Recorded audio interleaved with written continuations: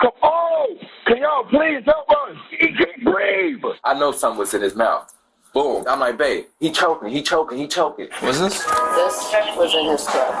I tried, there was nothing I could do. On June 25, 2022, in Cleveland, Ohio, a chaotic 911 call summons paramedics to the home of an unresponsive 13-week-old infant. But when a troubling discovery is made, investigators begin to question the circumstances, raising the unsettling possibility that what happened may have been no accident. It's okay. I bet you I'm going to win this.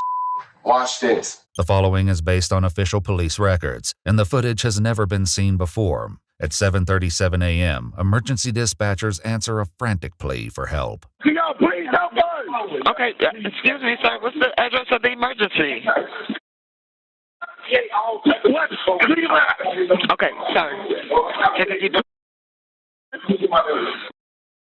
Can y'all please hurry? Sir. Okay, tell me exactly what happened. I don't know your number. Okay, hello? Can someone tell me what happened? Hello? Don't crazy. I'm sure it's phone. Hello? He can't breathe. He can't breathe. What the f*** you mean what happened? I'm gonna ask you. He's not. Okay, can I speak to one person? A woman takes control of the call, finally getting vital information to the dispatcher. Person. Father banged on our door and he said his son stopped breathing. Okay, can you sit down? Can you just stay on the phone so I can talk to one person so I can get this help started? Yes. Are you with the patient now? Yes, we just woke up. And how old is sir, ma'am? 3 months. The dispatcher assures her that help is on the way, but with precious seconds slipping by, getting aid to the baby before paramedics arrive is critical. Okay, listen, ma'am. I'm going to tell you how to get mouth to mouth. Okay, go. I'm ready. Come on. Okay, now completely cover the baby's mouth. Yes, I got you. Go. His mouth and nose with your mouth. Then I want you to blow 2 puffs of air into his lungs, about 1 second each, just enough to make the chest rise with each breath, okay? Yeah. Now, did you feel the air going in and out? Yes. At 7:46 a.m., paramedics finally reach the scene, 9 minutes after the call began. The 13-week-old baby is rushed to the Metro Health Hospital, but it's too late. The tragedy becomes far more disturbing when an alarming discovery is made during life-saving efforts, leading to an urgent call to police. Hi, Janice, Social Work Metro Health Medical Center. I'm calling to notify requesting police homicide, probably, for a baby death. EMS may have already called, but just in case, I need to make sure that it was called in. A quick check of her records finds no earlier notification to police. Why didn't they call us? It's a 13-week-old. I'll be honest with you, I don't know the address. I wonder why. Did EMS pick the baby up? Yeah. Now, will you guys notify homicide? You know what? Are we calling this a violent death? No. Well, we don't know. Undetermined. Okay. The heartbreaking screams of the infant's parents, 18-year-old Traveon Hughes Sr. and 18-year-old Asiana McEwen, can be heard in the background of the call. Oh. And they don't know how it happened. Undetermined. I mean, we have speculation, but I'm going to say undetermined. Okay, we'll get a car out there. Okay. All right. Probably sooner than later. They're going. They're who? They're going over here. They're going what? They're going crazy over here. Well, who's there? Is it Mom, Dad? Cleveland police respond urgently and make their way to the nurses' station, where hospital staff reveal the cause of their alarm and the reason homicide detectives have been requested. What's this? This was in his throat. Okay. You guys suspect foul play or anything like that? I don't think a 3-month-old's going to willingly shove that in their mouth. What is that? A baby wipe. A baby wipe? Yeah, 3-month-olds are like walking early in the, Yeah. Jeff, I haven't noticed that. Baby wipe, he thinks that it's suspicious that, I guess they do investigate on a baby wipe or something. Yeah. So they have it over there. I think that it's Yeah. situation. Just listening to parents that are Devastating. The parents are actually going crazy here. Yeah. That's repeating. How the blood-stained baby wipe became lodged in the infant's throat is now a question homicide detectives must work to answer. They meet with the infant's parents as well as his brother Traveon and his brother's girlfriend Cassandra, the woman who performed CPR during the 911 call. Hi guys. Hi. I'm Detective Loomis. Dad? Yes. So sorry for your loss, folks, honestly. Who was at home at the time? All of you guys? Okay. I was at work. You were at work? Okay. Investigators meet with Traveon and Asiana separately in an effort to understand more about what happened with their son this morning. So, when you left for work this morning, was the baby sleeping? No, he was up. He was up? But I woke up and then I checked on that. It's like I do it every morning. I wake up and check on him because he sleeps right next to me in his bassinet. So I look on him. He was in the bassinet next to you? Mm-hmm. Okay. And he was up just staring. So I picked him up and I was just holding him and kissing him. And then I had put him down and started getting ready for work. After leaving for work, Traveon was left to care for the baby. Not long after she left, the infant began to cry. When he was crying, I made him about him, and he'll choke himself like he greedy. He'll be Good choking. You feel me? Good eater? So I'll be pulling it out of his mouth, get him pick him up, burp him, send him back down, let him drink again. I keep burping him because he'll keep doing it. He's premature, so I always did it constantly for him, and I set the little wipe under his neck because when it's dripping down, you know how milk smells. What time did he call and say the baby was choking? I was already on the flight. Before the baby was choking and everything, I was already on the phone with him. It was around 7. I don't know the precise time because I'm a DSP. I take care of older people with disabilities. So I was taking care of him, but I had my AirPod in, so I was listening to him. We was talking and everything. He was like, okay, I'm finna step out the room real quick. He went to go step out the room, then he got quiet. I didn't hear nothing. Then he came back in the room and was like, the baby choking, the baby choking. I know something was in his mouth. Boom. After I'm trying to go down deep into it, I'm like, babe, he choking. So I'm trying to get this out his mouth. I'm constantly doing it, but it's not working. So I'm overly panicking. He then explains that when his efforts to remove the obstruction weren't working, he ran to get help from Traveon and Cassandra. My big brother grabbed him, rushed to the kitchen, set him down on the countertop in the kitchen, doing this. So you feel me? We see nothing. What we doing is working, so we called the ambulance. Who calls 911? His girl, my sister. I call her my sister. Yeah. She calling the ambulance, telling them to rush here, like, please hurry up. Please, can y'all hurry? Rush, please, can you feel me? Then y'all was taking over 20, 30 minutes, so we just waited. It's still sitting here, and he's constantly, you feel me, like getting this little move, and I see it's not in his throat no more. It felt like it was lodged right here. When I was trying to go in here to his neck to get it out, he closing his mouth. He don't want me in his, you feel me? He don't want me in his mouth. He closing it. You feel me? And that's what's made me hard for me to go in there because my hands are so thick. Well, you can feel it in there. You just couldn't get a grab on it. Just get on it. You feel me? Because it was too slippery. Did he say anything else to you? No, when I got to the house, I'm like, what happened? How did he choke? And then he was like, was wiping him down, the milk and stuff off him. He set the wipe next to him and walked out the room. And when he came back, the wipe was inside the baby's throat. He said he was trying to pull it out, but he couldn't. His hands was too big. Back at the house, officers monitor the property, which has now been secured as a crime scene. Investigators arrive on site and begin discussing the details of the case. Once we got there, the nurses and the doctors showed, did you see the projectile? The little baby light that was in its throat. Yeah. How does a 3-month-old do that? Yeah. That doesn't make sense. It was a pretty big one. When they learn Cassandra's 2 children also live in the home, some officers begin to speculate, unconvinced that what happened was merely an accident. Something happens there. Accident. Just grab that thing itself and shut it down his throat.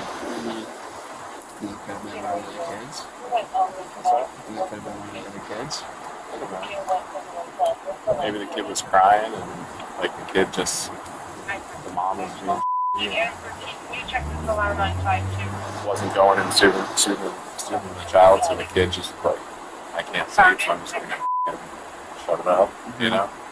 One of the other kids goes in there and shuts it down in there. However, Cassandra tells investigators her 2 children weren't home, and the only child in the house was the 3-month-old, who had been sleeping in a bassinet next to his mother until she left for work. Investigators pose a critical question to the parents. Was your baby pick stuff up before and tried to eat it? Yeah. He's a advanced baby. He knows how to hold his own bottle. Like, when you try to pull the bottle away from him, he, like, reaches to grab it back. He'll pick it back up and put it back in his mouth. Okay. Does he ever put anything else in his mouth, though, besides the bottle?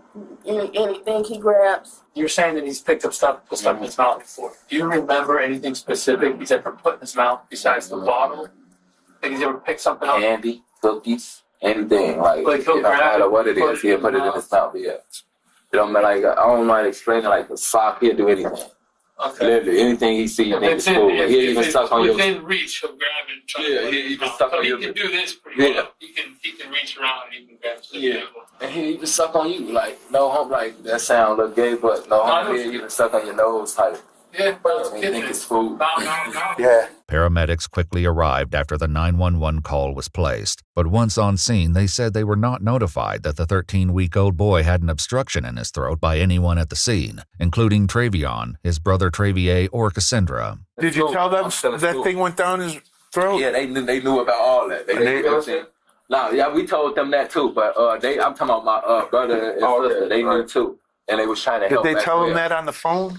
I don't know. Like, sir, the man, when this was going on, I was I mean, we'll get a too tape. busy, raging, crying, jumping there where I panicking. Traveon insists the infant was still breathing when paramedics arrived. They told me they was able to get out, like he was still moving, is what I'm saying. Yeah, but you can move. You still have some air in your body, like oxygen in your blood a little bit. So it could have been like a So you don't think they killed my baby? Oh. No, they'll contact you when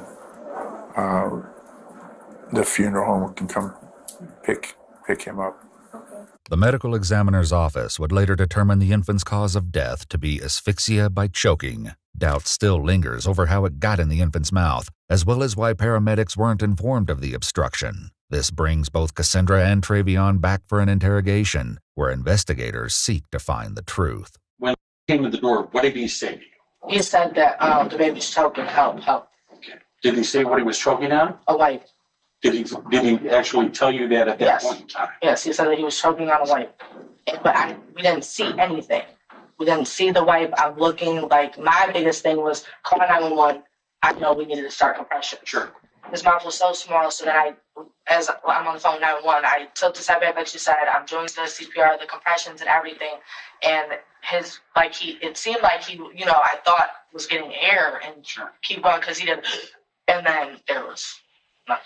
The question came up during the 911 call as the dispatcher attempted to guide her through performing CPR. Okay, kneel next to the baby and look in his mouth for food or vomit. Is there anything in his mouth? No. At the house when we talked, you didn't mention the word baby wipe to me at all. Yes, I did. Well, yeah, you didn't. And we were recorded. Okay. On the 911 call, nobody mentioned baby wipe. When the EMTs got there, nobody mentioned baby wipe. However, at the very start of the 911 call, a male's voice can be heard shouting that something was in the infant's mouth. EMS, what's the address of the emergency? How the f*** is he gonna bloom?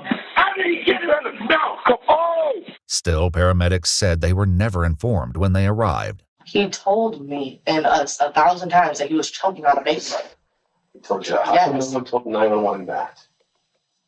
So it was never said on the 911, or I want to hear it because I know that they were screaming that he was choking on a baby. Nobody mentioned it to the EMTs. Don't you think when a paramedic gets there that someone should say he has a baby wipe in his mouth? Do you understand if you would have been there and all the screaming going on? I literally was trying to get to the baby. So if you heard, I'm like, compressions, pounding. Right. I tried to save that baby, and there was nothing I could do. Nothing you could have done. There's nothing. There's nothing anyone could have done. When investigators bring up something she said back at the crime scene, it leads to frustration from Cassandra. Where's the blood that you're talking about seeing? Where was the blood at? I didn't see any blood. I never said that. You knew it. No, I did not. During their initial walkthrough of the crime scene, Cassandra mentioned what she was told by Traveon. He said that he changed his diaper, was washing, like wiped him up and everything, and that he had just like a little scratch or something on his neck from cutting himself, and then one like on the side of his mouth. And he said he went to like wipe up just the blood and everything, and he said he walked away just for a couple of seconds, and this is the outcome of that. I never said I saw. You said you saw him wiping blood off. No, I didn't say I saw. I said he. Stop. Don't do that, because in a second, please come on. No. You might have meant Okay. that. That's what you said. Okay, don't do that. He told me, because I just feel like you're attacking me, because I'm telling you, I've known this you is for how long? literally How long have you known the me most, for? a long time, and I feel like you keep trying to tell me what I'm saying, and I'm telling you what I'm saying. Getting nowhere with Cassandra, investigators wrap up the interview, hoping Traveon might provide the clarity she didn't. He's left alone for a few moments, where he entertains himself while waiting for investigators. Is it that we do? Is it that we do? I'm sure the camera's still in there. Yes, it is. Detectives sit down with Traveon once again, but his interview begins with less cooperation than the first and quickly hits a wall. I know it sucks, but we got to kind of figure out what happened. Because we got a bunch of questions, okay? Mm-hmm. So, but before we ask the questions, we're going to give you your Miranda warnings, okay? I know, but I'm not speaking without my lawyer. Okay. Well, that's fine. Then we're going to place you under arrest for murder of the baby. What? Based on the evidence that we have. This ain't no evidence. This ain't like that. Okay. Stand up and put your hands behind Why are we getting arrested for? Murder. I'm not. Ain't no murder. stuff in the rag gun, your baby's stuff. Why ain't stuff no rag behind, bro? What? I'm not. You opportunity to explain how that rag got done. Bro, what? But you don't want to do that, so you just didn't have a shoot. We've talked to doctors. We've talked to the medical examiner. We've talked to doing everything, yes. Yeah, we're doing all that, yes. Okay. I understand everything you're saying, yes. And every single one of those people tell us that there's no way that a 13-week-old baby picked up a This rag, is my son. balled it up, and put it in his mouth. I know he ain't bald. Oh, I'm not my asking God. any questions. All right? Just as the detective makes his exit, his passing comment strikes a nerve. Good luck. All right? Good luck. So, officer, come here. Come sit. Come. Now, what you saying good luck for? I said good luck with your defense, with your case. Okay. All right? And I mean that. I hope that you can pull it off. Pull what off, officer? Like it's the last something. Getting out of these charges. But you saying pull it off like it's the last something, officer. You said very, very clearly that you tried to pull that rag out of that baby's mouth. They don't got, no, when I went in the room, my baby mom was on the phone the whole I time. don't want to talk to you. Once the detective leaves, Traveon waits on his own with nothing but his thoughts. Boy, what the? Do I look like some sick individual to any of y'all? It's okay. I bet you I'm gonna win this. Watch this. Getting justice for my son. Arresting an innocent boy. Murder. What? You sick white people. Boy, I swear to God, I hate racist people. Boy, they so racist. Now, if I was white people could be so cruel. Boy, what the?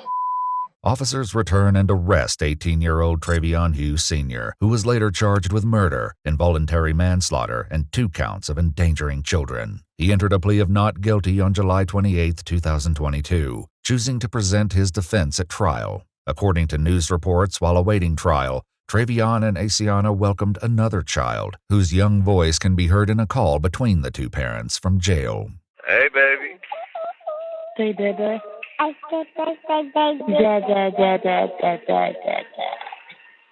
Hey, Miracle. Hey, Daddy. Hey, Daddy, baby. Daddy. Stop abusing me. My baby.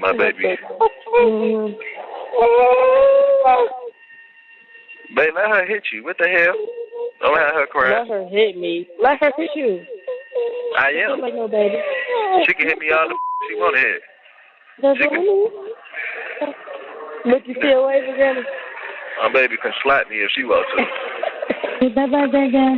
During Travion's trial, which began on May 22, 2024, Asiana testified that she was on FaceTime with Traveon at the time of the incident and that she saw him pick up the baby and run out of the room after screaming that he was choking. Tests of the baby wipe revealed the infant's DNA was present, but there was no trace of Travion's. However, while both parents told investigators the infant would regularly grab things and put them in his mouth, a forensic pathologist with the Cuyahoga County Medical Examiner's Office testified that a 13-week-old doesn't have the dexterity and ability to force a wipe to the back of their throat, arguing it had to have been placed there intentionally. Ultimately, the jury found Traveon guilty. The baby's mother defended Traveon during a court hearing, telling the judge he was making a mistake. Traveon was sentenced to life in prison with the possibility of parole after 15 years. An appeal was later filed, arguing that there wasn't enough evidence to prove Traveon forced a baby wipe down his son's throat. The appeals court rejected the claims and upheld his conviction. If you'd like to see select new videos early and help us keep uncovering case files that rarely come to light, you'll find extra footage and unseen details on our Patreon. Channel memberships here on YouTube also include early access to select new videos.